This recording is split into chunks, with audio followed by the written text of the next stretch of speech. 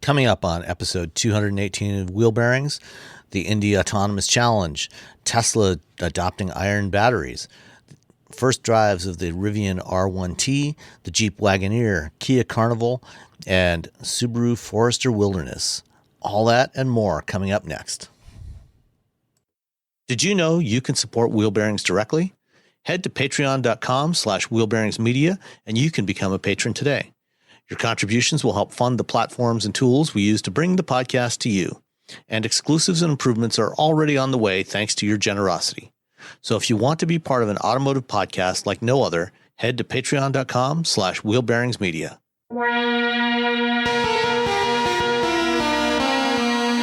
This is episode 218 of Wheel Bearings. I'm Sam Abu-Al-Samad from Guidehouse Insights. And I am Nicole Wakeland from Auto Vital. And I am Roberto Baldwin from LifeWire. Excellent. That's a new one. Have you written? Yeah, I do a weekly EV column for them. So every week, usually on Friday, sometimes on Monday because sometimes things happen. I write a column for them. So I talk about how I want there to be those EV charging stations like they have in Europe at parking spaces along the street. Yeah, where I it's saw just you post that a tower and you plug it in. Yeah, and you bring your own cable. I talk about how we leased our vehicle instead of bought, or we leased our EV instead of bought an EV, and how, because battery technology will advance and, battery degradation, which probably won't be that big of an issue since we're pretty good. We only charge up to 80%, and, I think we've DC fast charged it twice, maybe 3 times. I think the third time my wife went and she's like, to hell with it, and left. So, yeah, I don't think we're going to have a lot of battery degradation, but, we still did just in case we, some sort of lifestyle change, which in the next 3 years, that involves us driving further than, the 258 miles the car has. Yeah, I mean, that for most people, that's pretty rare to actually drive much farther than that. Who wants to go first today? I'll go first. I'll go first just because you both have already driven this car. We have. Yeah. So I'm the last person to get into the Kia. I haven't driven that. the Kia Carnival. It's the new EV brand from Korea. The Kia. The Kia Carnival. You have to say it like that, Carnival. It you can say sounds Carnival. much more exciting than Carnival. Like Carnival, because when you look at it, it's a Carnival. Because I think we've all talked about how nice it is. Kia and Hyundai have really sort of stepped up their interior and their exterior design game, and their cars they're really nice. They're for the money. This thing starts at what, 32? 100 before I don't know what the destination fee. I'm sure it's. Hold on, I can just look it up. You talk. I'll look it up. Okay, so let's say let's just say $33,000 for a minivan that looks like an SUV. It does. It looks like an SUV. It looks nice. Does. You get inside. It's and of course they gave me the Prestige version, which they're charged $47,000 for this thing. So is that the one? The Prestige has the captain's chairs, right? The captain's chairs, and it has like the rear seat, the second row.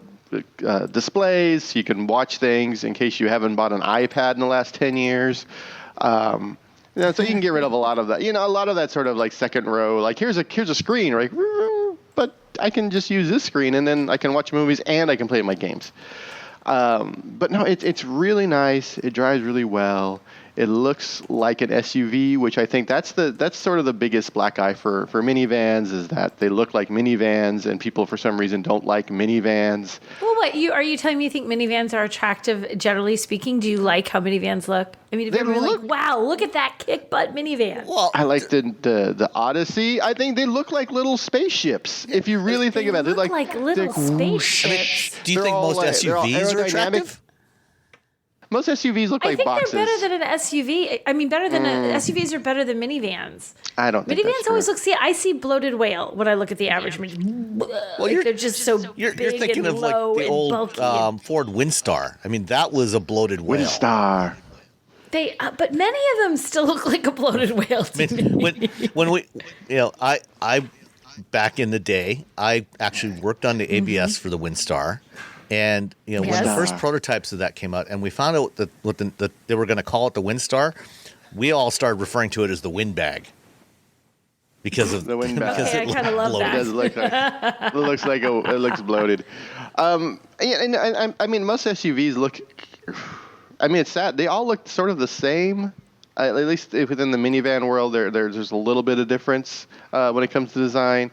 I can't tell you how many times I've had an SUV and I've gone out to the parking lot and I'm like, oh, which of these gray or white vehicles is mine?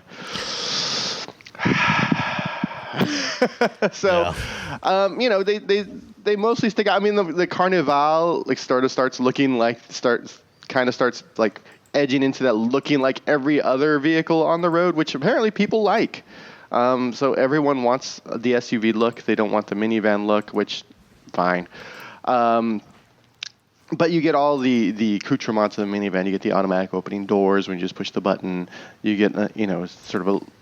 I just like minivans. You can just do more of the things that people want to do with an SUV in a minivan, except for the off-roading thing, which no one does. If you're going to do off-roading, get a Wrangler, get a Bronco, get a Land Rover. That's or Defender. Those are I'm going off-roading, and those mostly don't go off-road. But if everything else you want to do in life with your vehicle, and you think you need a big vehicle, it will be taken care of by a minivan. Everything else. You have so much more room. Oh yeah. By the way, I'm sure there's the Carnival is not a minivan. It's an MPV. Come on, let's skip. It's like the Mazda 5. What is it? Multi-purpose vehicle? Is that what MPV is? Yes. Multi-purpose vehicle. Because they had the Mazda 5 was their MPV? Yeah, well, actually, back before minivan. the Mazda 5, they actually had a Mazda MPV, which was the actual name of it. MPV. Yeah. My friends have an MPV, and they gave it to their son, and it's just a tiny minivan. And it's great. And it doesn't look like a minivan. It's just a wee little minivan. It's just like a 3/4 size minivan, and it has the sliding doors. And I'm always telling my wife's friends, like, oh, I'm about to have a kid. I'm like, you should get a minivan. Oh, I don't know. I'm like, here's the scenario I always show them. You have your kid in one hand, you have your kid's bag in the other, and now you have to unlock. Now you have to open the car door and get your kid into the seat. You can either just have your keys in your hand and just hold down a button, and then the door opens and you can just unload everything into the car, or you can stop in front of your car, put the thing down, open the door, hope you're not parked too close to the car next to you, slide around, put your kid down, cinch them all up. You're hitting the car next. I don't know what you do with children. You cinch them down, right? Just strap them down. It's a couple of some bungee cords, a couple of No, actually, you just have you have Velcro onesies for your kids, and just put Velcro on your seats. And you just strap it right and in. Just stick. Exactly. Just slap them into the car, throw the thing into the car. You have more room for more random children or friends. You always have that big giant bathtub essentially in the back, or you can throw things in, and you can cover it up in case you're concerned, and it looks like it's floor level. If you get you can get Store and Go if you get the Chrysler Pacifica. Yeah, so the one I Stow have, and Go. Stow and Go. You called it Store and Go. You've just invented. It's someone else's trademark. That's a whole different product, I'm sure. Ford can have Store and Go. Anyway, I picked up a friend of mine. We were who's a musician, and we were going to band practice. And he's like, "What is this?" I'm like, "Oh, it's the Kia Carnival. It's because he opened I pulled up, and then the door slid open. He's like, "What?" Because he expected a minivan. He saw an SUV that turned into a minivan, like a Transformer. And he's like, oh, this would be a great band vehicle. There's so much room for activities. If you can't afford the Carnival for a band vehicle, the next best choice is actually probably the Ford Flex. Get a used Ford Flex. Because, it's basically the same form factor minus the sliding doors. Yeah. Yeah, that's sort of like weird little. I like the Ford Flex again because you could just put so many things, so much room for activities. If you're going to get something that you say, well, I need all this room, well, then get something that properly will give you all the room. Yeah. Don't get like, That's but fair. But you don't have much of a choice at this point if you want a car. Like, what do you want a car? Yeah, we don't make those anymore. Here's an SUV. My brother-in-law, his car he's having troubles with his car because it's got too many miles and he's not nice enough to it. And he's like dumping all this cash into it. And I'm like, why don't you just get a new car? He's like, because I can't even find a new car. None of the new cars I want are actually out there right now. He's like, I have to buy the base model, bleh. Or it's like, here's the one with $40,000 of options. He's like, I don't want either of those. I want the ones in the middle. So, yeah, because that sucks. Yeah, buying a car now is just the worst. He just spent almost $3,000 to fix up his 2011 Charger with 145,000 miles on it. I cringed a lot. I was like, "Really, John? Okay." That's another lease car you should. This morning, Charger, get that puppy on lease. When I was walking my dog this morning, I ran into my next door neighbor. She was out walking her dog, and she's got, excuse me, she's got. I think it's like a 2005 or 4 Chrysler PT Cruiser, and she was, it's there's actually a surprising number of PT Cruisers. I tried not to do a here. spit take. And that makes sense. Wow. No, it makes sense. I mean, she mostly uses it to take her dogs to the dog park, which is like 3 miles away, or to go grocery shopping. She doesn't really go anywhere. She's a lawyer that works from her home office, and doesn't really go many places. And she's saying that the big thing is it's to haul the dogs around. And she said it's getting to the point where it's got some things that she's going to have to spend some money on that she'd rather not. And I can certainly sympathize with that with an old PT Cruiser. And she's looking for another used car and looking for suggestions. And I don't know why I didn't think of it right at the time, but when I talk to her later, I'll tell her what she should get is an old Nissan Leaf, a used Nissan Leaf, because you can't. There's not a whole lot of selection of new or used cars out there right now, but for that kind of application, that's probably her best choice. But so she essentially has the Jaguar. She has the X-Type in my life, which is you actually have a car that's not. She used to have an X-Type. It's just the Oh my God! God bless There you go. She had told me this story before, and she was telling me again this morning. She had back in the early 2000s. Her favorite car that she ever had was the X-Type. She bought it a year old from a guy. It was a surgeon, and he bought it for his partner, and he didn't like the color. And after a year of complaining about the color, he finally said, fine, I'm going to get rid of this thing. And he sold it to her for a song. And she loved that car and drove it for several years. When it was still relatively new at that point, not like yours. But she loved that car. She also told me once she actually, back in the late 80s, she owned an Ur Quattro, a first-generation Audi Quattro. So, she's had some interesting cars over the years. I like your neighbor. I don't like the PT Cruiser because I like your neighbor. Because I like people who just just have weird things. I remember when the PT Cruiser came out, and me and my friend shoots video, and he had to go do a video shoot in LA. We lived in San Francisco at the time. He's like, I'm not feeling well. Would you go with me in case we get there and I can't shoot? You can shoot, and I can just sort of like supervise from the toilet. So I was like, yeah. So he's like, oh, I got us a PT Cruiser. We got a rental car because his wife needed his car. I'm like, oh, this is awesome. We're going to drive the PT Cruiser. It's going to be so great. 30 minutes into that car, I wanted to drive it into a ditch and light it on fire. It's uncomfortable. You can't see out the back seats. It doesn't know what it wants to be. Is it a car? Is it an SUV? I've never driven one, so all I know is from everybody saying that it was the most miserable experience of their lives. But if you need a car to that's inexpensive and it's on its last leg and you just need to take the dog to the park, get a PT Cruiser. You're not going 3 miles. Who cares? Who cares? She's got 2 big dogs. They fit perfectly in the back seat. It's great. Yeah. See? There you go. Get the PTs like you're living in the 40s. I don't know what they were going for. What was that whole, like, 30s. we're going to make all the old cars. The Prowler. Like, yeah, we're going to do all this. Yeah. It's like, well, you don't have to. It's cool. Make them look cool, but can you actually make them drive cool, too? Can we have some actual performance Actually, in those, maybe? Speaking of the Prowler, I just saw earlier this week somebody posted pictures of a Prowler that somebody had installed a Hellcat crate engine into. So they finally made it what it should have been all Oh along. my Okay. gosh. Wow. There's a Prowler around somewhere around here. I've seen it like 2 or 3 times. It's in good shape. I'm like, well, more power to you for buying that. I mean, it's different. No one else has it. Throw a, I think what's the answer? Everything LS swap. Yeah, pretty much. What's your answer to fix it? I don't know. LS swap, I guess. All right. Is that it for the Carnival? The Carnival, I should say. Yeah. The Carnival. We talked about the Carnival 30 seconds. The Carnival. Carnival. I know, for about 30 seconds and kind of went on a tangent, but yeah. I just dropped I'll put this in the show notes, but I just dropped the Hellcat powered Prowler into the Slack. Oh, I want to see it now. What? Okay, yeah. See, that's legit. Yeah. Because, why not? Absolutely. Why not? All right. Sure. Why wouldn't you do that? Nicole, what did you drive? Yes.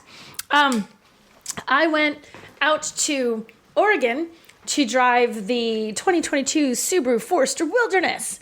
They also gave me a Mazda 6 to drive this week, but they gave me one of those to drive 2 months ago. So I'm not going to talk about it again because it hasn't changed in 2 months. So instead, And it's also I'm being going to talk about the discontinued, Subaru Forester. And it's being discontinued. So I thought, of the 2 vehicles, the Subaru perhaps might be more relevant. So this is the Wilderness. It's a trim. They have it on the Outback already, and now they're putting it on the Wilderness. And although, Subaru's already got that sort of like, yeah, we're kind of the outdoorsy, we can go off-road a little bit, but we're not really like crazy off-road. This is taking it to like, well, we're a little crazier now. Now we can do a little bit more. So it's just a trim level within the lineup.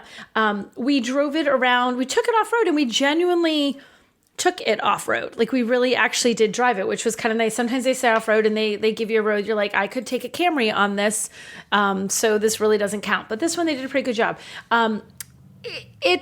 It's not like if you want to go rock crawling that you can do that in this, you can't. It's more if you want to have a little extra clearance so that you can handle things. I think it's 9.2 inches of ground clearance on this one, and I want to say 7.6 on the standard Forester lineup. So you get about a couple of inches of extra ground clearance, and they do it. There's like longer coil springs and the shock absorbers, and the suspension is different to give you that extra height, and they've especially tuned it to be a little bit more off-roady, but to still be pretty smooth on the highway. It gets a skid plate up front so that you can smack into a few things and it will survive. And there's larger cladding on the wheel arches, so you're less likely to smash the metal if you have like a tree or something that's too close by and it stabs your car. It also has the seating is different. It has this water resistant seating surface. It had a name and I can't remember what it was. It was like a brand name, which is kind of cool that it doesn't look like this weird vinyl. Sometimes the water resistant stuff, you're like, I don't want to sit on that all the time. Like it's just kind of crummy looking. This actually was pretty nice. And it has all sorts of nice little Forester Wilderness logos. There's badges on the outside. There's even a little logo that's always like on your instrument cluster that you see. So it's your slightly more capable version of your Forester, just like there's a slightly more capable version of the Outback. And the impression I get is they're going to roll this out, continue to do this sort of wilderness trim, like almost like a sub-brand, like you have the Denali for the GMC, like it's their own little sub-brand.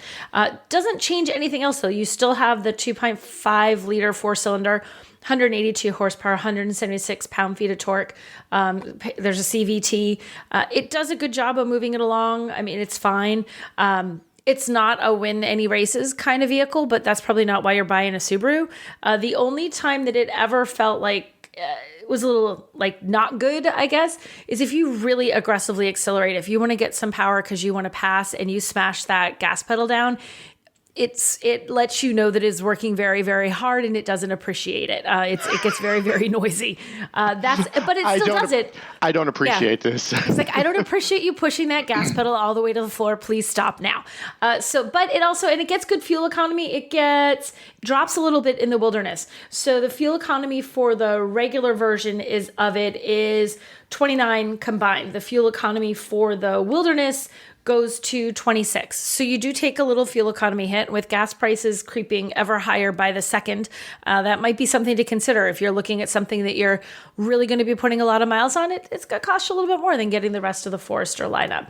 Otherwise, it's, it does kind of what you expect a Subaru to do. It feels rugged. It feels capable. It feels like your dog can run inside this thing with muddy paws, and you're not going to have to worry about like having damaged all your fancy perforated leather trims and open pore woods. It doesn't have that kind of thing. So, and then you get either a 6.5 inch screen or you get an 8-inch screen as like their upgraded screen for infotainment. It's just fine. Infotainment's fine. There was nothing. I think it's a nice little added thing. I actually had to write a story for Kelley Blue Book, and they actually just had me run down because so many OEMs are doing it. It wasn't the best cars for off-roading or the best. It was like, here are what all the automakers are making right now. This is what they call their off-roady trim. These are their off-road packages. And whether or not they actually do anything to make a car more capable, or if they just make it look kind of butch, that was butch it up. And the thing was, when I started, they're like, I'm thinking, okay, I can do this. Can you give me an idea of the number of words, just so I have an idea of how much into the weeds you want me to get with each of these? They gave me a workout, and I'm like, I've written like half of it. I'm like, yeah, guys, this workout needs to be much bigger, or you need to make this 2 stories, because there are a lot more vehicles out there. And it was huge, the number of vehicles. And I'm like, my gosh, it's everything from like sedans that they've given their little off-road look to actual capable vehicles. Like, the Raptor really is off-road capable, So, so Subaru's kind of getting in on that action with the Wilderness. I liked it. I thought it was a good choice. Probably somewhere in here I have pricing. Wait, scrolling through my giant thing. So it starts, the base price on the Forester in general is $25,195. When you get to the Wilderness, by the time you hit that, you're at $32,820. So you've taken a pretty good jump from the base trim up to the Wilderness, but you still have, it's in the middle, because the limited, the limited is a little less, but the touring is $35,000. So 2, 3, 4, what is that math? $3,000 more. You get the very top trim of the Forester, which is the fanciest. So you're either paying for your fanciest trim at $35,000, or you're not quite as fancy, but a little bit more off-roady at $32,000. And the Subaru lineup isn't fancy. So when you get in the top trim, you're just sort of like, do you really want the top? You're getting a Subaru, which as a fan of, as an owner of multiple Subarus, I'm like, yes, they're not fancy cars. But that's the thing. Yeah. You're exactly right. You're not buying a Subaru because you're like, ooh, really? I want the fancy. Well, then you're at the wrong dealership. Yeah. Like, walk down the street to another one. If you're like, I want the, reliable, rugged, all-wheel drive, I don't have to worry about throwing stuff in the car, whether it's the kids that you're Velcroing into the car seats, or whether it's the dog, or whether it's like muddy boots or shoes or whatever. That's why you get a Subaru. Yeah. And on that, you're going skiing every weekend. And you're like you're a proper skier. You're like the weekend in a nice like Audi, or you're going like I'm a ski bum and a nice right. That's when you buy a Subaru. I ride a bicycle every weekend. I need something I can attach it to, and that's the Subaru. The Subaru is the thing you attach things to. Exactly. Oh, that was the other thing they did. That's worth noting too. They beefed up and I can't find it exactly. The roof rack on the Wilderness can hold more weight. Like the static weight, I think, is 800 pounds. And I think that's a couple of 100 pounds more than the standard, because they put these extra crossbars and stuff in. Yeah. So the idea is they had a display where they had like a 3-person pop-up tent. So instead of just being able to handle the weight of a 2-person tent, it can handle the weight of a 3-person tent. Because, the thing you want to do when you've taken a car like the Subaru and raised it up a couple of inches is add another 800 pounds on the roof to raise your center of gravity. Yeah. Exactly. 16 inches. Oh, it has the boxer engine. The boxer engine lowers your center of gravity. We all know that. And it can, and this is important too, it can also tow more. So the standard tow rating, I believe, is 1,500. Wilderness is 3,000. So it doubles how much you can tow. So there's some perks. You can tow more. You can put more stuff on the roof that is now harder to reach. And you can bump into stuff because you have skid plates. Cool. It's 9.2 inches, and I just looked up the G-Wagon. The G-Wagon clearance is 9.5. See, That's a lot. So when you really sort of like think about like when you put it out in the sort of like obviously it's not a G-Wagon. It doesn't have the capabilities, and Subarus will more likely go off road than a G-Wagon. But and they and they don't bill it like we don't expect you to go rock crawling in this. What we're trying to do is make it a little bit easier for you to get. If you're the outdoor adventurer type and you're like, oh, that road's a little rough, I'm going to have to walk my stuff down there. Oh, I can't quite make this. They're going to make it a little easier. You could handle. We went through some sections where there's a fair degree of articulation. Like we had one tire maybe 3 feet in the air, and it's fine. Like it is capable. And going downhill, they have the little X mode with that hill descent control. You can go down. We were on. It was like a loose gravel, so the kind of stuff that if your tires lock, you're just going to keep sliding down that sucker because there's nothing to stop you. And the X mode thing and the little hill descent, it did a good job. So, it is surprisingly capable. Like I said, you're not rock crawling in this, but you can do probably more than you would in the average little SUV. I would, if I was a Subaru person, if I was in the market for this and I was someone who tended to go out there a little bit more, I'd totally spring for the Wilderness in a heartbeat. Before the touring, I'd go with the Wilderness. Cool. Very cool. Yeah, and actually, I think that ground clearance is more than what you get in a Ford Bronco Sport, which I think is like 8.7 or 8.8 inches. So, and that's nominally an off-road, rugged vehicle. So, right? You're getting quite a bit. I feel like this is the kind of thing you're less likely to. Even if you're not thinking, well, I'm going to do something on purpose a little bit more rugged than I would have if I didn't have this one, you're less likely to get yourself into the situation where it's like, I totally got this. Oh, crud. No, I don't. As you bottom out on something, that little bit of extra ground clearance is going to make a difference. We had the course that we had, you were going up and down some pretty decent hills with, some packed dirt that sort of had rocks sticking out of it, the kind of thing you just kind of have to pay attention to a little bit. And I was taking it pretty fast, and it was really well. It was fine. It was well mannered. It was easy to steer, and on dirt, the thing was absolutely phenomenal. Going high, like really going perhaps a little bit speedier than maybe it was prudent, but it was really really fun. And it definitely felt like, okay, I would take this off road. I would genuinely, because sometimes they tell you can take a vehicle off road, and once you drive it, you're like, yeah, no, I would never really seriously. I would seriously take this one on an off road adventure. Well, they have that really nice all-wheel drive system where if one tire slips, it moves mechanically the machine. It moves it to the power to the other wheels, which I really liked when I used to go snowboarding in my WRX, which was a lot of snow, and you're like, oh, one tire slipping. Nope, everyone else has got it. It's cool. It's cool. Yeah, and that's an eye on purpose. There was a section of just dirt that was very wide. I mean, it's like 3 car lengths wide, let's say, in this one little spot, very wide. There's no one there. And I on purpose pushed a little hard. I'm like, I want to see if I can get it to break loose a little bit. And as soon as you do, it's like, nope. And it like puts you right back in. So it when it loses that traction, it takes like a heartbeat. And it's like, no, I got you, girl. This is fine. I'm going to send it all to the other tires. We're good here. I like that there would be a little pop-up that says, I got you, girl. That's what it should say. Got you, girl. I got you, girl. We good. All right. This week I have had the 2022 Jeep Wagoneer Series 2. So this is currently sort of the closest you can get to a base Wagoneer until sometime next year they're going to launch a Series 1. So this isn't the Grand Wagoneer, which is the really, really fancy one.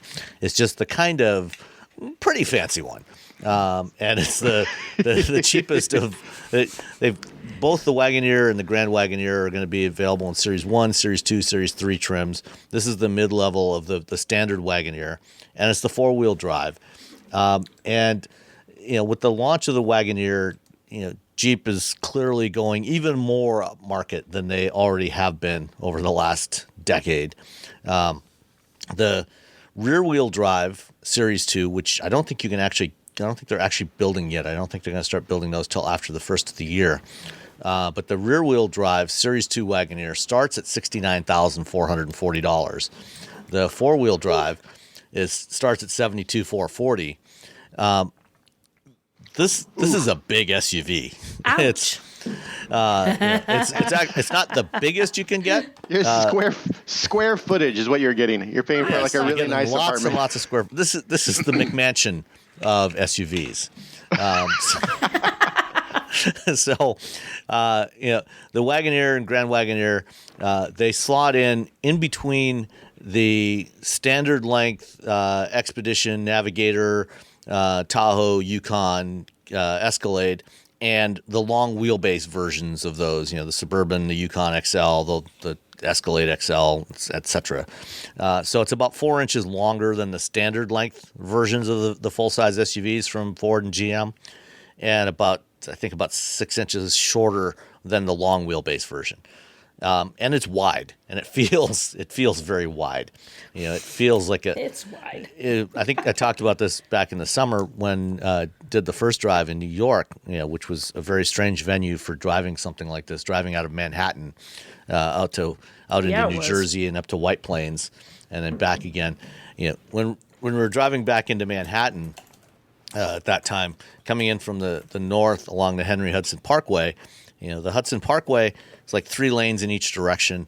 There's almost no shoulders on either side. If you're in the left lane, you're right up against a concrete Jersey barrier. And then, of course, you've got lots of traffic on the adjacent lanes to your right. And so you're always hyper aware of how wide this thing feels in the lane. It fits in a lane, but it doesn't leave a whole lot of extra space. It doesn't feel like it fits in a lane. Like, it's fitting because other cars aren't driving into you. But behind the wheel, you're like, Not I can't really. possibly be fitting right here. Not really. It feels like you're filling the lane with this thing. So It does. I never feel entirely comfortable driving this thing from that perspective. You're getting your tax money's worth of that lane. You're getting all the taxes you pay into that lane. You're using you're This getting is your where you money's make worth. Suddenly you don't feel bad paying for that highway budget. You're like, I am taking advantage of every ounce of the pavement I help pay for. And trust me, you will be paying for that highway budget with this thing. It's the Wagoneer. So the Grand Wagoneer comes with a 6.2 liter or 6.4 liter Hemi. The standard Wagoneer comes with a 5.7 liter Hemi with the e-torque system. That's their 48 volt mild hybrid system. It's EPA rated at 17 miles combined, 15 city, 20 highway. I drove to Indianapolis and back yesterday, which is about a 600-mile round trip. So pretty much entirely highway driving. It averaged 17.3 on that trip. So it beat their estimate. Go Jeep. Well, it beat the combined estimate. The highway estimate is 20. So it fell a couple of miles per gallon short of the highway estimate. Oh, I'm sorry. You're right. And I'm assuming you probably had like cruise control or something on. I put it on cruise control, adaptive cruise control. And, it was, I wasn't driving significantly over any posted speed limits. I wasn't going 100 miles an hour. I was driving with the flow of traffic. 5-10 miles. Okay, so fair. That's tough. So, that's it is a thirsty beast. I stopped on the way back to fill it up. It cost $82 to fill it up. And that's 24 gallons of gas. God. And that's with regular. If you're putting in premium, if you decide to put in premium, you're really going to be paying. So what does it does it recommend premium on that, or does it recommend regular? I think it actually recommends mid-grade. I put you on the spot. Yeah, I think it recommends mid-grade. All right. But I didn't see that on the car when I was filling it up last night. I opened it up, but I didn't see anything there specified. At any rate, aside from the sheer size and its thirst for fuel, this is actually a really nice vehicle. I mean, if you're going to take a long road trip, and if you're going to drive cross country or something, aside from how much it's going to cost you to drive cross country, it's actually a really nice drive for a long trip. I said it's about 4 hours from here to Indy, and it was very, very comfortable. It's a very smooth ride. The one I had was equipped with the optional convenience group, the $4,000 convenience group, which includes things like heads-up display, heated second-row seats, the Quadralift air suspension. So with the air suspension, it is very, very comfortable, and it raises and lowers the vehicle. So when you put it into an off-road mode, it'll lift it up and give you extra ground clearance. I don't know off the top of my head what the ground clearance is. When you get out, it'll lower it down so it's easier to get in and out of. So that's all really nice to have. It's got traffic sign recognition, manual window shades in the back, things like that. So all the good stuff you would expect at a $70,000 plus price point. The infotainment system in here, it's the new Uconnect 5, which is an Android Automotive based infotainment system, but unlike the Polestar and Volvo that we've talked about before, Stellantis has opted not to use Google Automotive Services, so you don't get the Google apps, you don't get Google Maps. It uses TomTom for maps, uses Amazon Alexa voice services for voice control, which actually works quite well. I was impressed. I tried, doing some voice commands, to raise and lower the temperature. If you say, hey, Miss A, I'm cold, it'll raise the temperature a couple of degrees, or, do the reverse as well. It did a good job with recognizing inputs for navigation, things like that. There are some apps you can download for things like Domino's and I think a couple of different gas station chains, things like that. And it's a very nice responsive system. The screen is great. It's nice and bright and has good contrast, so it's easy to read. The interface is good, so no issues there. The interior of this thing, feels like a $70,000 to $80,000 vehicle. Very nice materials, nice leather, real wood trim. I prefer open pore wood trims if you're going to use that, as opposed to the glossy wood that this one had. And you can get that those are options, on the various Wagoneer trim levels. But that's just a personal preference. Customer can choose what they want. For a big 3-row full-size SUV, this thing's got lots of hauling capability for people, for stuff, for trailers, and it goes. It's surprisingly quick. For a 3-ton SUV, not as quick as like a Hummer or a Rivian, but it's not electric yet. So it's based on a heavily modified version of the Ram 1500 platform, because it's got independent rear suspension.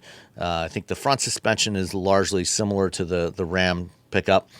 So it's a body on frame like the big Ford and GM utilities. This one did not have the rear seat entertainment or the optional passenger side screen, which you can get. The passenger side screen is, I think, about $1,200 if you want that. So the front passenger gets their own screen that has a filter on it, so the driver can't really see it.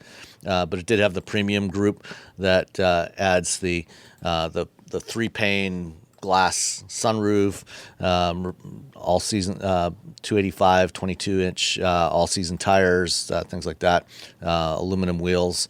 So very, it feels like a very premium vehicle, and I think it'll be a strong competitor to the likes of the Escalade and the Yukon Denali and the Navigator in those segments. And as long as you're willing, are able to handle a vehicle that large, it's not a bad choice. The total bottom line price on the one that I've got in the driveway right now came to $80,835, including delivery, and I believe that's a $2,000 delivery charge on that. So Stellantis is really taking the lead on ramping up the delivery charges. Not cheap. But if you're looking for something like this, it's worth a look. You can also get something in a similar size to this for a lot less from Ford or GM. I don't know what the pricing is going to be on the Series 1 yet when it comes out. I don't think they've announced that. I think you'll be able to get a rear-wheel drive Series 1 closer to the low 60s. So it's going to be somewhat more affordable. But it's What do you guys think of the design of the Wagoneer? I like how it looks. I mean, it's like the exterior design, it's huge. I mean, it does feel like this giant beast of a car, but I think that's who they're trying to. I don't think they're trying to be delicate or understated or reserved or modest in any way, shape, or form. I think it sort of fits with what the aesthetic of that vehicle is, and I do like how it looks. I'm totally cool with how it looks on the outside. I like the inside too, though. I think it looks the interiors on this because, and I'm gonna mix it because we had the Wagoneer and we had the Grand Wagoneer last time I drove them. I'll be seeing them again on Tuesday because I think they're bringing some here. But the interiors just are gorgeous. They're beautiful. Like the design and the look of the interiors. I know you know the open pore wood thing aside, they do such a good job of creating a feel inside those cars. The design of the interiors with the materials and the colors and the trims, and when they have they had this one. Was it called Blue Agave? Blue. Yeah. I may have messed it up, but it was that. And like blue, you're like, what is it? 1982? No, this blue is absolutely. It's stunning, and it's this lighter blue, and there's little bits of tan trims.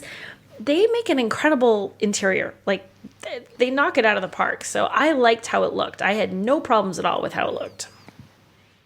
The front is very much a Wagoneer. It's funny because I put my hand up to the screen, and if you cover up the front, it's just any other. Like going back to the SUVs, all SUVs sort of look the same. And the one I have is white, so that makes it even worse in that respect. Oh yeah, so then it sort of looks like everything else. But I like the updated version of the that Wagoneer grille. It's not overbearing. It's not a giant pickup truck grill, which I don't know why people insist on having essentially billboards in the front of their car now. But whatever. That's a whole other thing. You could rent that space. That's what it is. It's a potential income opportunity. It is. Yeah. They're like, oh, what do you got? Ford? Oh, you know what? You ever think about advertising your dentist's office in the front of my truck? No, I think it's definitely going after that Escalade look and feel, and but you're going to have that sort of different grill. So it's sort of But if you look at all of them from the side, you're like, what is that? Wait, which one is that? Hold on. Yeah. Yeah. Yeah, don't the do Blue this. Agave. Is what I'm saying. Don't close one eye and then put your hand over the front, because then you're like, oh wait, hold on. It does have that little cutout, that little slight cutout in that rear window. That very behind the A, B, C pillar. How many pillars are? F pillar, G pillar. Wait, how many pillars are on this puppy? Unfortunately, I haven't had a chance to get into the Wagoneer or the Grand Wagoneer as of yet. So did it have the Macintosh? This one did not have the system? Macintosh audio. It had the base Alpine audio system. So just a mere Alpine Alpine. makes a good audio system. Yeah, no, it sounded good. And it's not as I got Alpine in my Jaguar. I'm just saying. Yeah. It's no Macintosh Labs, but it'll do. Yeah. Yeah.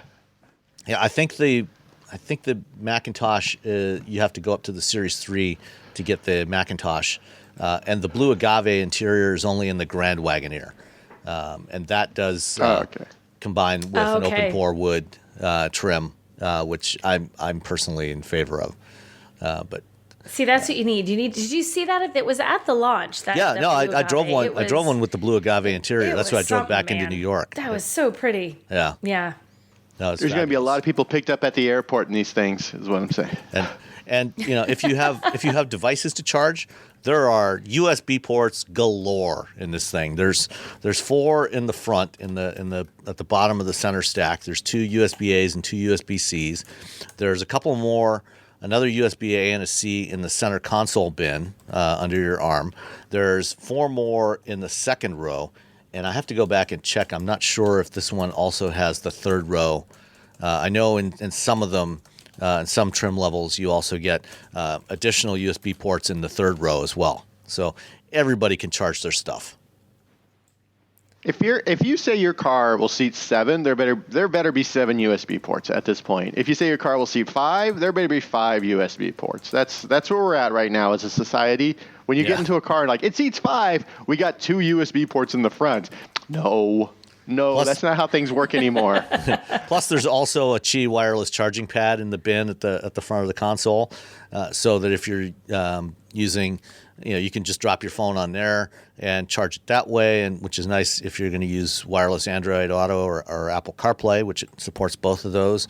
So you don't have to mess around with a cable, as long as your phone, of course, stays properly positioned, at the optimum spot to actually continue charging. But that's not a Stellantis unique problem. That's just a wireless charging issue.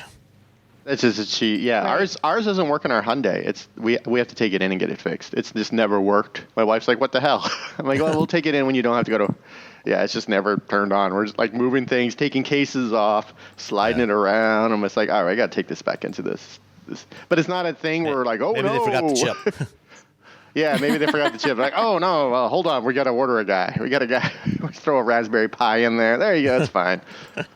It's working. No one will ever fine. know. It's good. It's good. Just sticking out like some sort of wacky Rick and Morty like thing.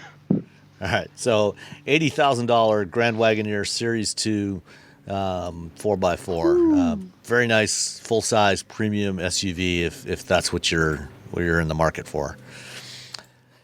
I did a quick Okay. look at the gas station nearest my house. That's a Chevron, because I typically only get gas at Chevron because I'm Yes. fancy that way. And the mid-level, and this is California, Northern California, mid-level Chevron gas to fill this thing is like $118. Oh God. So, that's why I have an EV. Yeah, I mean, and that is one of the potential advantages of going with the options. Especially if you are interested in fuel economy, the GM SUVs do offer a 3-liter diesel engine, which gets really good fuel economy and has lots and lots of torque. And if you're going to be towing, that one's a great option. That's something you can't get in the Wagoneer. They will be adding a plug-in hybrid to the Wagoneer probably sometime in 2022. And that should get significantly better fuel economy and also give you some all-electric driving range. But for now, that's probably the biggest downside of opting for the Wagoneer over its competition is the fuel economy. Yeah. All right, Nicole, you were here in my neck of the Yes. woods this week for a few days to drive a bunch of the vehicles that are eligible for the North American Car, Truck, and SUV of the Year awards. And I was. and so, what were your highlights of the vehicles you got to drive over a couple of days? It was nice to finally get behind the wheel of a couple of vehicles that might not be like, wow, but just somehow I have never had the opportunity to drive them. One of them, I finally got to drive the Volkswagen ID4. I know you guys have all driven it. You're like, whatevs. I have never even seen the inside of that before. So it was really cool. It was neat to get to drive that. Although I do have to fess up. I sat down. I'm like, okay, I know what I'm doing. I'm a juror. I got this. I know cars. And I cannot. That's what you think. Cannot find how to... Yeah, and I'm like, I'm sitting there and I'm looking and I'm like, where's the gear shift? Because I have not looked at the interior of this car. I'm like, how do I change the gear? And it's sort of mounted to the the instrument cluster. There's a little thing, that little knob that you twist. But if you happen to have your seat positioned exactly right, that little knob is completely obscured by the steering wheel. So as you stare forward, you're like, I don't know how to put this in drive. And I literally am doing lean left, look down, lean right. And I'm like, oh, there it is. So, but I got a chance to drive that, which I know not this amazing, mind-blowing car, but I was really excited to drive it and I really liked it. And then I got two that are pretty cool. I got a chance to drive the Rivian R1T and I got a chance to drive Ye Olde Hummer. Ye old. Yeah. So those were two pretty neat things to drive. And actually the thing on the Hummer there's some new features that they've come out with. I've never even driven a vehicle with Super Cruise before. Again, one of those things that somehow has just eluded me over the years. So I finally got to try out Super Cruise, which was kind of neat. And it does feel like when you're behind the wheel of the Hummer, it's funny. It's gigantic. When you see it, there is substance behind that vehicle. But it's still kind of fun to drive. But the one that you actually get a crack at too, Sam, was the Rivian R1T. So we both got a chance to drive that last week. Yeah. What did you think of that? I'm not on the jury, but I reached out to Rivian PR, to ask if I could, get a little bit of time in it after the jurors were done. And they said, yeah, if you want to come out, first thing tomorrow morning before the jurors start, we can get you an hour in there. So I said, okay, I will do that. And so I went out there and I spent about an hour driving it with one of their engineers sitting in the passenger seat. And I was overall really impressed with this thing. First thing to note, I think we mentioned it before, is this is not really a direct competitor to F-150, Silverado, Ram. It's a smaller truck. It's closer in size to the mid-size trucks like the Ranger, Tacoma, and Colorado.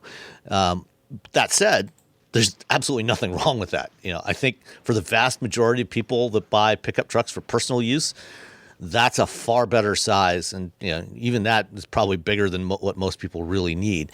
But I think that's a far more useful size for most people. So I think that part is really good. You get in this thing, it's not an inexpensive vehicle. I think they start about like the base version is like $67,000 right now. The launch editions are about $74,000, which is what they're building initially. And like the Wagoneer, it feels premium inside, which is one of the knocks against Tesla for a long time, especially on the Model S and X, was at their price points, they didn't really feel like premium luxury vehicles. The materials, felt kind of cheap. There wasn't a lot of stuff in there. This really feels like a more premium vehicle. It's got nice wood veneers. It's vegan leathers. There's no animal hides in here. Everything seemed really well put together. The fit and finish looked really solid on this thing. Driving it, it feels very solid. There were no squeaks and rattles. Granted, when they're preparing vehicles for an event like this, they're going to go over it with a fine-tooth comb. So we'll see what actual production vehicles to be fair, are like. And it's to its credit of the vehicles that I drove. And it was we had a day and a half that I basically spent driving these cars. You could take them out for however long you wanted. I had 3 that had scary bumps and rattles. Like the one that I took back, I'm like, yeah, so it's doing this thing I don't think it's supposed to be doing. So I'm sure they all think they went over it, but the fact that Rivian's they did and it didn't have any of those, gold star. No, absolutely. So I think it's a good size, but there are some things to be aware of. It certainly has lots of power. 4 motors, 800 plus horsepower. Just before I went for my drive, half hour before we'd had a big thunderstorm came through. So the roads are still pretty damp, so I didn't take full advantage of that power. But this thing feels quick, but it's also fairly hefty. I asked the engineer how much, what the weight was. He said, 7,000 pounds, which for a mid-sized truck, we've complained about the Hummer before, the 9,000 pounds. This is more than I was expecting this thing to weigh, because the F-150 Lightning, they've said the curb weight of that is only 6,500 pounds, and that's a significantly larger truck. But it's quick, and I thought the handling was really good. The ride quality was really good. It's standard with an air suspension system on all 4 corners. There was something interesting that I learned about this, which is that they've got 4 motors, 1 tied to each wheel. The rear motors actually have clutches between the motor and the half shafts, so they can actually decouple the rear wheels from the motors, so that when you're just cruising down the highway, or driving at moderate speeds, it'll be in 2-wheel drive, and it's not dragging the motors along. So you're not getting. So it's going to be more efficient that way by decoupling everything at the rear. So it actually becomes a front-wheel drive truck in that situation, which is fine, because the front wheels are where you're going to get most of your regen from when you lift off the accelerator. And so that's a good solution for that case, for that use case. There was an issue that I think you also experienced, because you can change the mode and change the ride height of the thing, get up to 14 inches of ground clearance. The engineer changed the mode one time, put it in sport mode. It wouldn't switch back to the other modes, so it got stuck. Not clear if that was a mechanical or a software problem. Also, yeah, I did have exactly the same. It was exactly the same situation, the exact same process that had us had a little trouble as well. Yeah.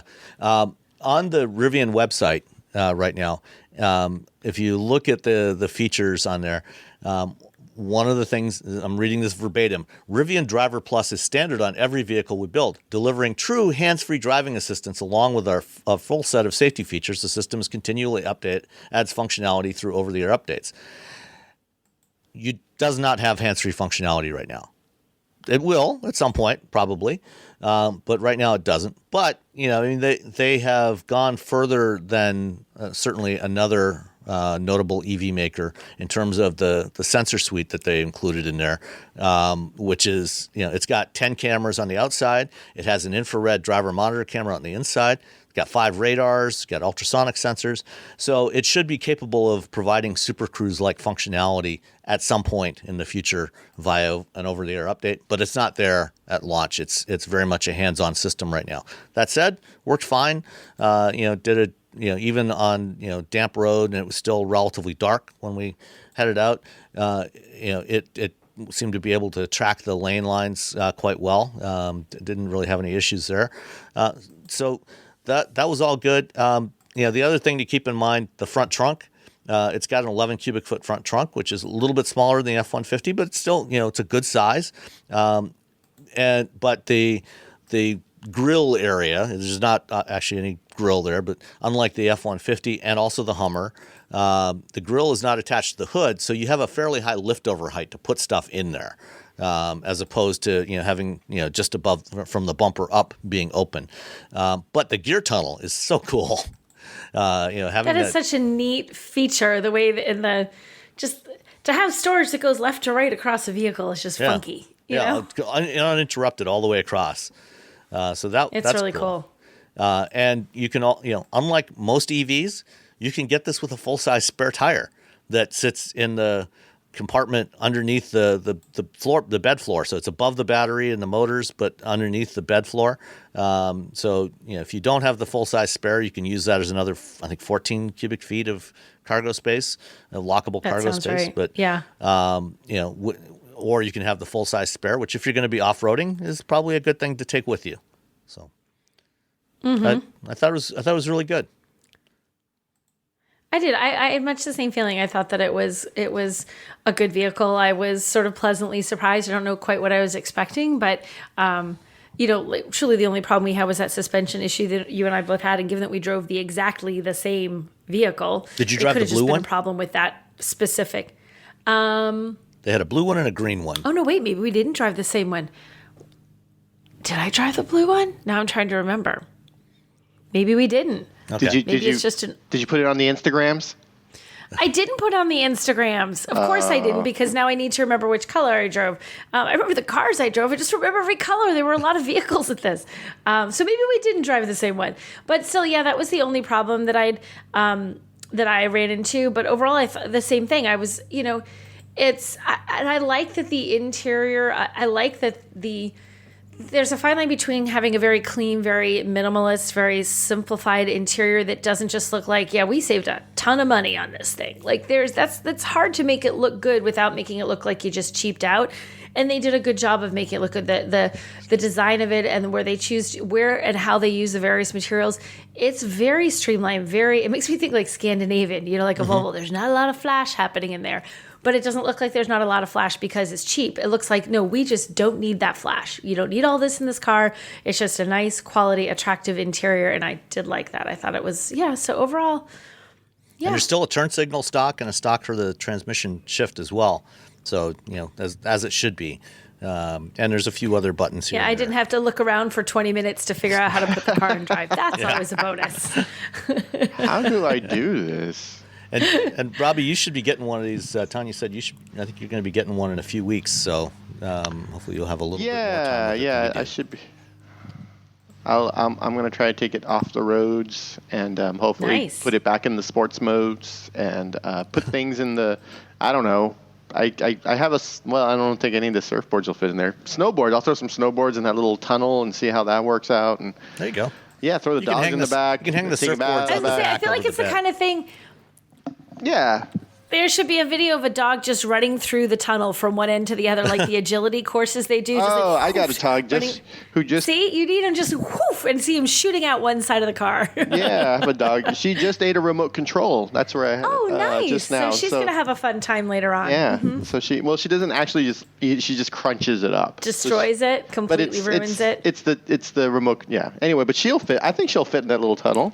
You should see if she'll scooch through the tunnel. A little video of Doggo going through scooch. So what are you going to do with our car? Well, see, I have this dog, right? Yeah, like, and he's going to scooch through the tunnel, and that's my whole plan. Okay, thanks, bye. Excellent. All right. Let's see. What else? Did you have any other highlights from the Nactoid Drive that you wanted to share before we move on? The only thing that was really good, the Hummer that I want to call it crab control. It's not called crab control. Crab walk. The side. Yeah. What is it? Crab crawl. Crab crawl. The sideways driving thing. Yeah.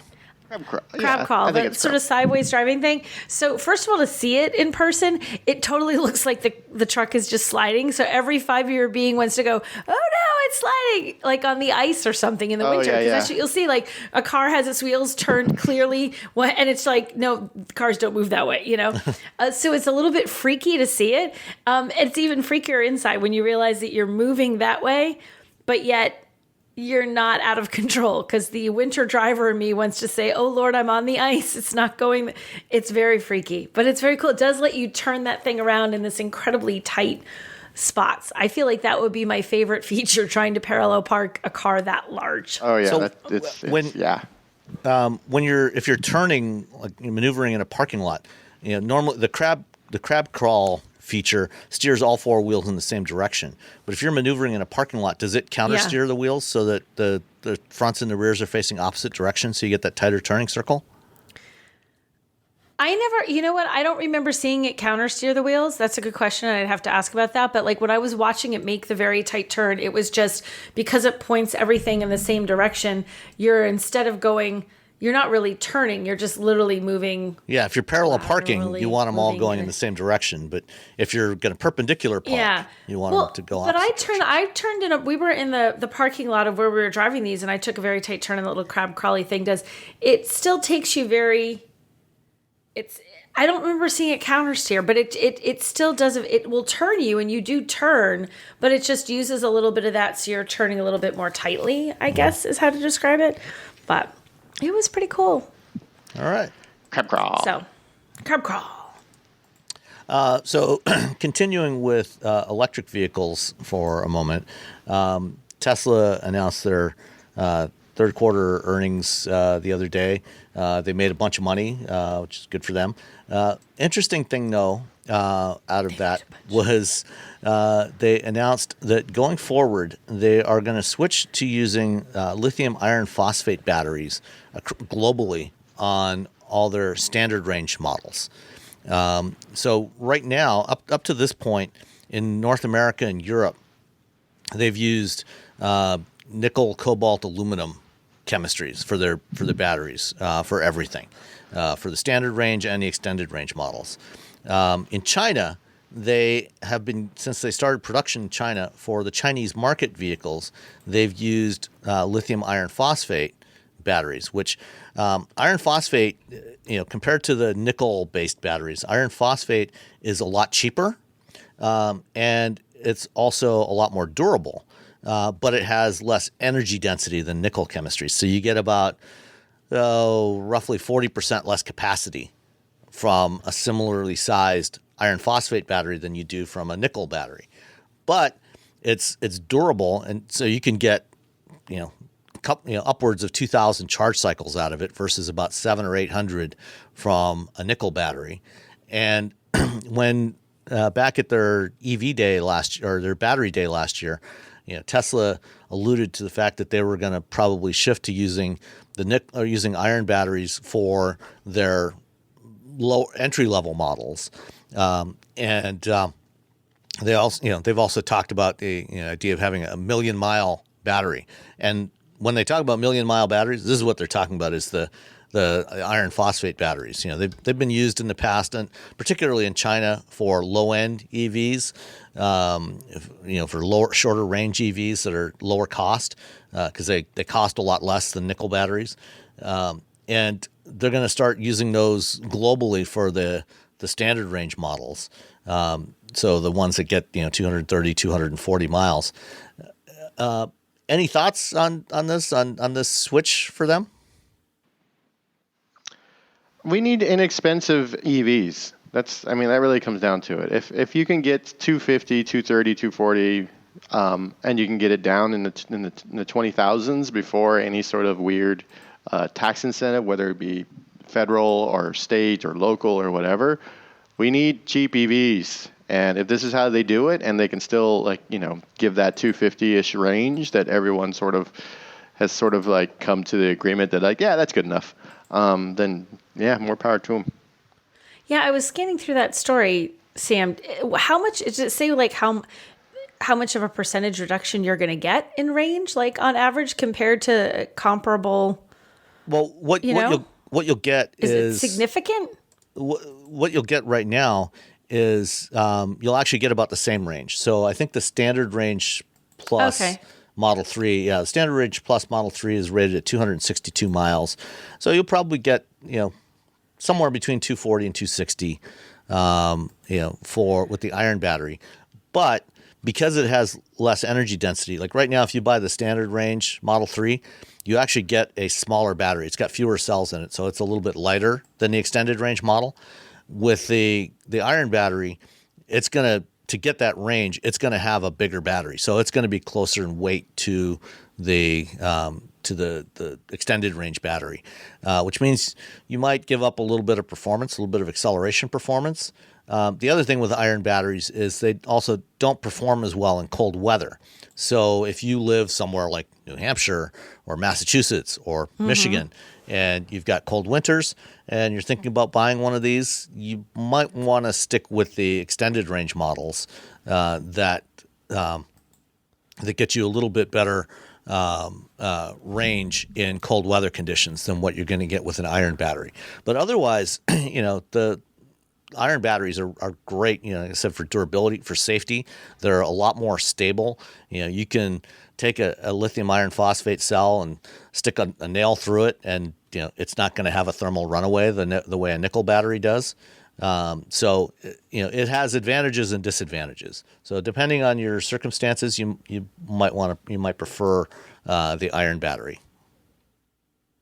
I think I'm with Roberto on this. If they can make it cheaper and more affordable and help bring down prices overall, that's a good thing. Even in the end, even if we're going to be losing a little bit of range, especially where it's cold, because you got to make some of these vehicles a little bit more affordable and a little bit more mainstream. I know they're mainstream, but they're not really. Not enough people are buying into it yet, even though people aren't afraid of them, I guess. But to make it more affordable and more attainable for more people, I think that's a good thing.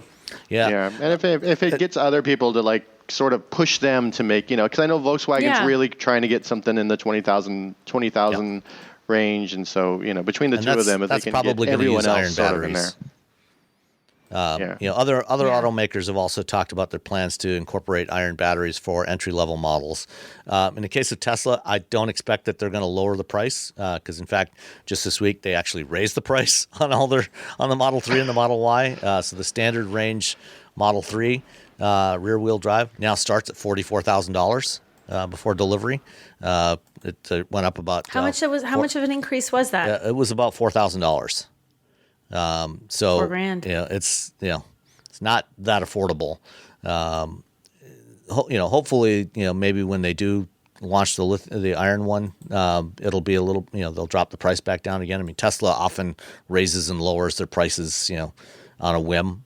So maybe we'll see them lower the price again when they start doing the iron batteries. But for now, they have just raised the prices. So we'll see. Let's see what else. Yeah, I think that's it. Okay, nothing else on that one. Let's see. The reason I drove to Indianapolis yesterday was to attend the Indy Autonomous Challenge, which is a student design program. There's a bunch of different design competitions for engineering students. There's things like Formula SAE,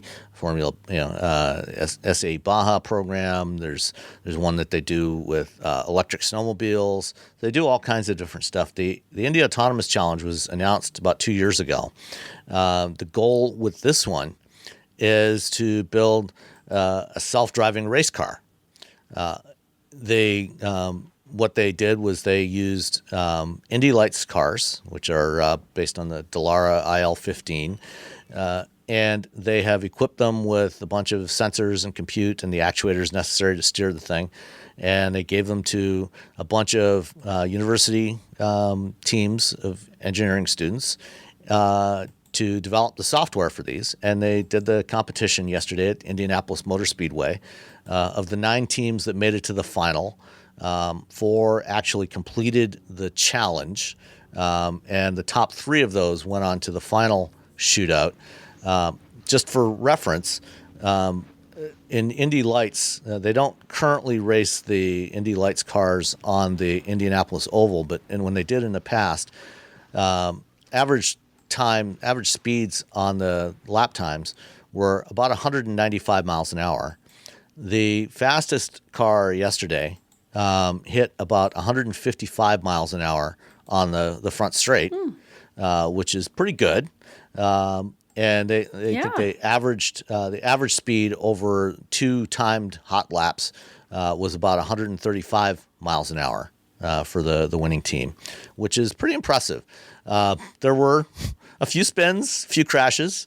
The team from MIT, that their car went out of the pits, and on the warm-up lap, coming around turn 4 at Indy, about to take its first hot lap, it suddenly made a left-hand turn right into the inside pit wall and crunched the left front corner.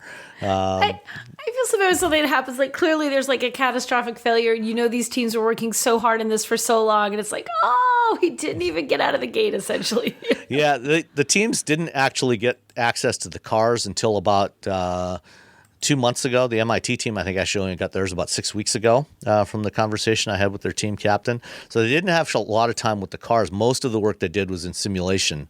But over the last several weeks, they've spent multiple days at Indy and at Lucas Oil Speedway in Indianapolis, a smaller track, trying to fine-tune these things. And they were considering what they were trying to do, the speeds they were running. It was fairly impressive, but there's clearly still a lot of work to do. But I'm curious, are either of you interested at all in racing? And if you're interested in racing, are you interested at all in autonomous race cars? I am not someone who follows racing as a rule, but I do think the idea of having autonomous cars racing is it's totally different than having a driver in the car, but there's still someone presumably at this point monitoring things and making sure it's more a technology thing instead of a feats of skill thing on the part of a driver. I think it's kind of cool. The only racing I actually follow is that Netflix series about F1, and that's it. I really don't. I've never been able to just watch sports or care about sports. I tried to care about sports, but I just don't. I don't. I can sympathize. I did my best. I don't care. I don't care about football. I don't care about basketball. I don't care about racing. I like doing things. If someone, hey, let's go play some basketball, I'm like, yeah. But I'm not going to go and do that.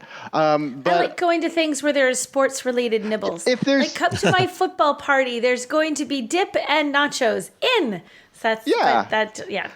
I've been to a Formula E race and that was kind of fun, but I'm not gonna. It's fun to like be at a place and like I've been to baseball games and basketball. It's fun to be at those things, but I don't care who wins.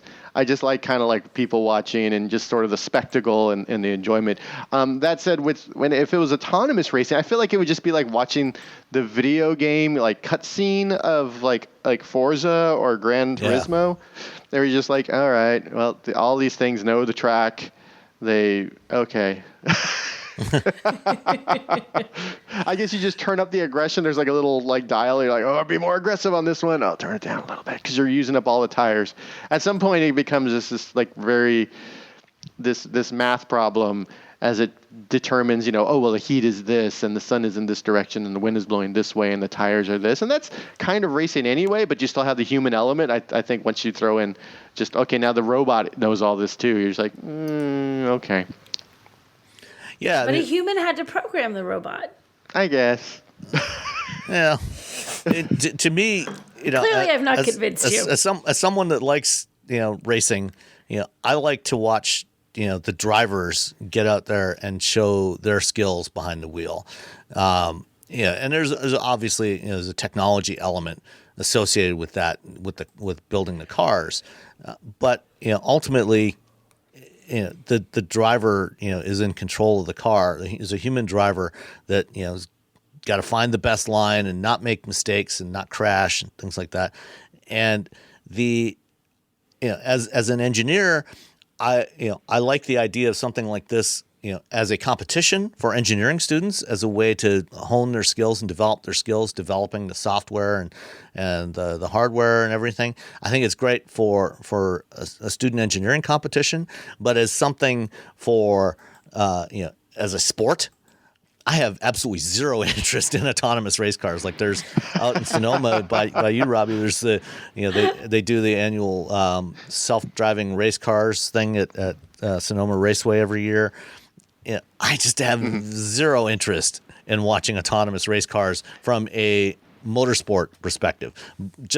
I'm purely interested in from an engineering perspective. As a way to train engineers. I like that part of it, but it was a fun day. As a nerd, you're like, ooh. Yeah, exactly. Yeah.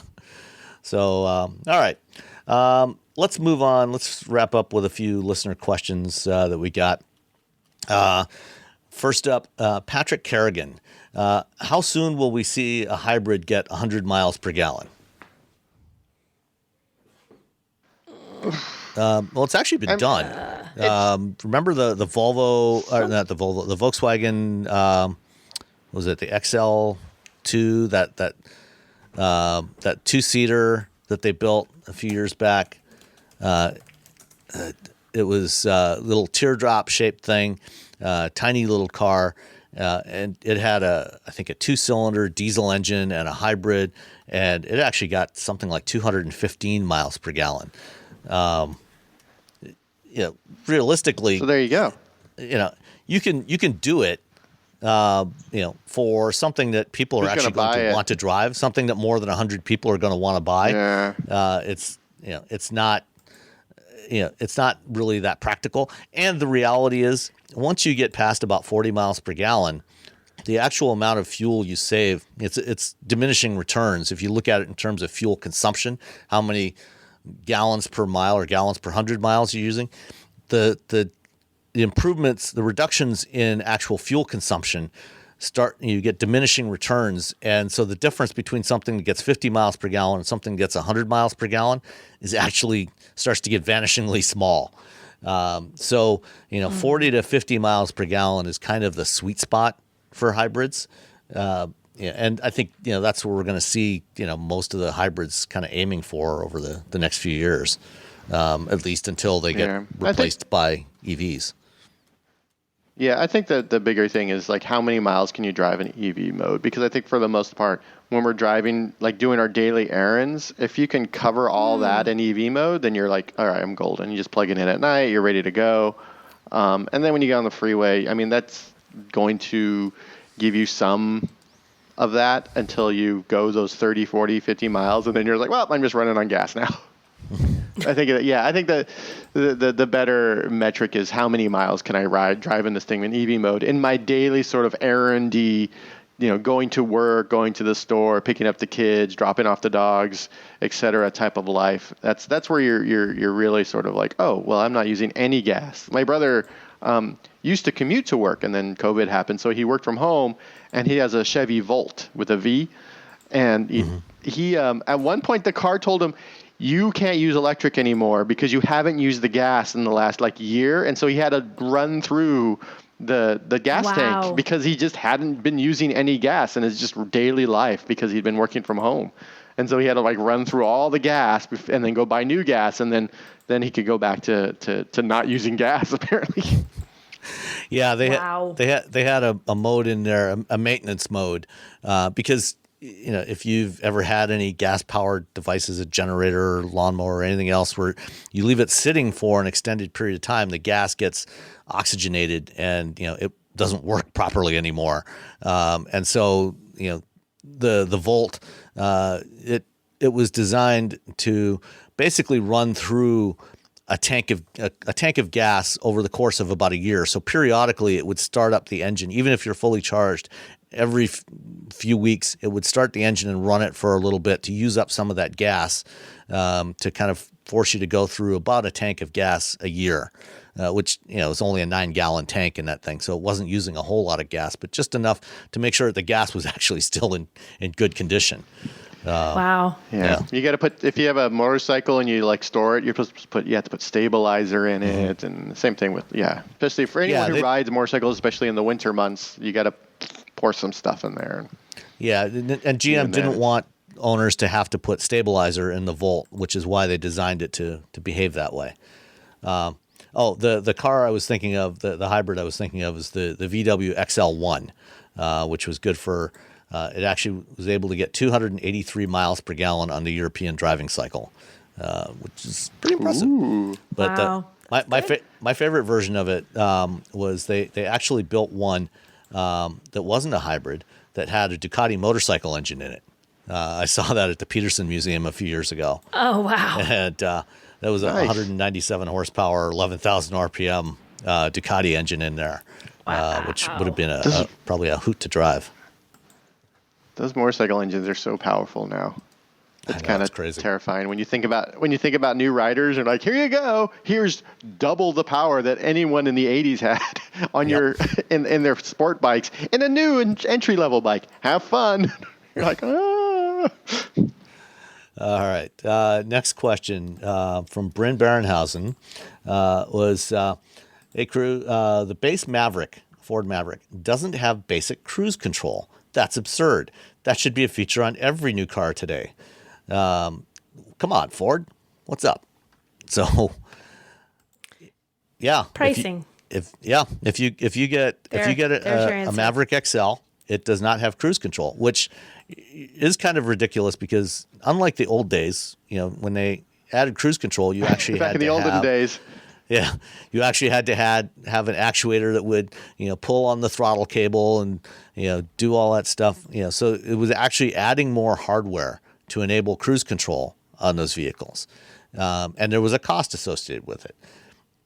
On modern vehicles, they all have by-wire throttle and braking. So everything is there. The only thing that's actually missing is the switch on the steering wheel to enable the cruise control. And, if you step up to an XLT Maverick, you do get cruise control. And, I think that this is basically, Ford's way of saying, you can buy a Maverick for 20 grand, but, it's kind of a bait and switch. What you really want is the XLT because it's got these couple of extra features. And, granted, it's only a couple $1,000s more. So it's still very affordable, and you can get an XLT over the course of a few years. That's only, and then you're in the financing guy's office, and he's like, over the course of a few years, you're only going to be paying like $20 extra a month. It's totally worth $20 extra a month to have all these extra things. And you're like, I think he's got a good point. That said, I've had cars with just regular cruise control, and I never use cruise control. I never use cruise control. I use adaptive cruise control if it's in the car, but I don't use cruise control. I've had it. I don't use I'm not a cruise control person. Because it's just I can sort of, have the longest I'm just going road to trip drive ever, into and I just something. don't. Yeah, adaptive cruise Yeah. control, yes. Regular cruise control, nah. I remember my 90 Honda Civic, though, when you use cruise control, you could feel the accelerator pedal, like, moving. I'm like, ooh, Yep. this is cool. Oh, geez, really? It was really cool, and then I would just turn it off because I'm like, I don't trust this. I'm just going to run into the back of something because I sneezed or whatever. I'm going to run into the back. Well, back Yeah. when I was in college, when I was driving an '84 S15, and this was in the late '80s, the truck I had none of that stuff on there, and I actually got an aftermarket cruise control system and installed it on there because I was every couple of months I was driving back and forth between Flint, Michigan, and my home in Ontario, and so I was doing a lot of long, boring highway drives where there wasn't much traffic, and the cruise control was great for that. I do prefer adaptive cruise control now, but it was great to be able to use cruise control back in those days, so it was a worthwhile investment for me. Did you get it from the J.C. Whitney catalog? Did you get the No, that the I did J.C. not Whitney get from. catalog? I did have a couple of other things that I installed from the J.C. Whitney catalog on that truck, but I bought that somewhere else. I can't remember where I got it from. Okay. I love that catalog because everything seemed really cheap and kind of terrifying. I'm like, I don't know if I should. It was most Should I most try of the this? most of What'll the stuff happen? out of there was pretty bad. It was kind of the modern equivalent of that today would be buying accessories for your car from Alibaba. Yeah. It was just like some random dude made it at his house. You're like, okay. Built in some back alley Cobbled in it together in the Shenzhen. basement. Yeah. Yeah. J.C. All right. Whitney makes Harbor Freight look like Snap-on. Yeah, exactly. I think they've been out of business for a long time, haven't they? Didn't they go out of business in the 90s? I think so. Yeah. That's a bummer. Anyway, last question. What is your preferred steering wheel style? And which manufacturer do you think does them best? I prefer ones where there's a place to rest your hand at the bottom, like the new Hyundai style, as opposed to the 3-point wheel, like my Teslas or Toyotas. I don't drive with my hand resting at the bottom of the steering wheel because my dad yelled at me so badly once when I was 16 for driving that way and not having proper hand position in the car that I still to this day, I'm like, oh God, sorry. And he's not even with us anymore. And I still can't drive with my hand resting at the bottom of the wheel. I don't know so it doesn't matter to me whether there's a spot at the bottom. I don't know if I have a favorite style of wheel. I don't like I don't know. I know I don't like was it Alcantara, whatever that stuff. I hate that on a steering wheel. Alcantara? There's like Alcantara, which I don't mind because it's like fuzzy, but there's some that feel like, I don't think it's Alcantara, it's like foamy. It's like almost like, I don't know what that one is. I don't like that one. No, I don't want my steering wheel to feel like slimy, like I'm petting a chinchilla or something. That's what Chinchillas are fuzzy. Okay, Why would you want a fuzzy steering wheel? That's not where I want fuzzy. I want to no.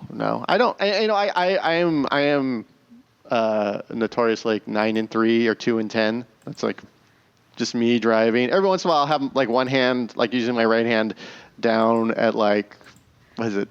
3, 4, 5 or something like that. I don't know. I just, as long as like my hands fit, it's not too, yeah.